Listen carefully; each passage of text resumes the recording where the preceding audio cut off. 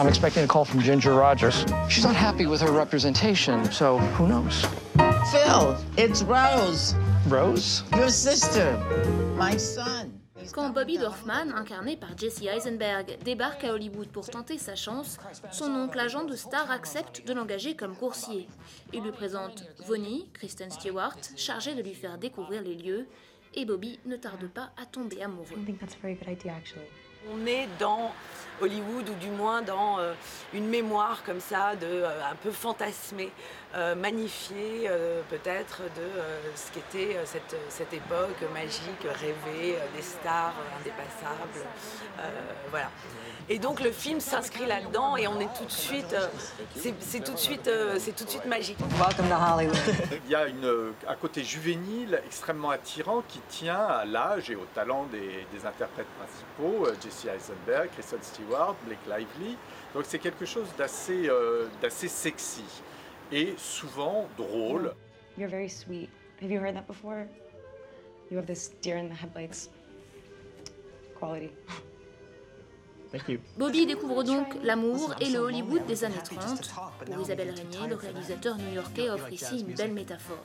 At 2 in the morning. At any time. Ce qui est à la fois beau dans l'idée du film et finalement dans le souvenir qu'il en reste chez le spectateur, c'est cette manière. En fait, c'est un film sur le paradis perdu, quoi. Le paradis perdu de l'âge d'or d'Hollywood, qui est aussi le paradis perdu du premier amour. D'ailleurs, il le dit lui-même, le personnage qui est joué par Jesse Eisenberg est quelque part inspiré de lui, d'une expérience qu'il a eue jeune homme, de sa découverte d'Hollywood, d'un amour qu'il avait pu avoir pour une jeune femme comme ça qui n'était pas devant la caméra, mais derrière.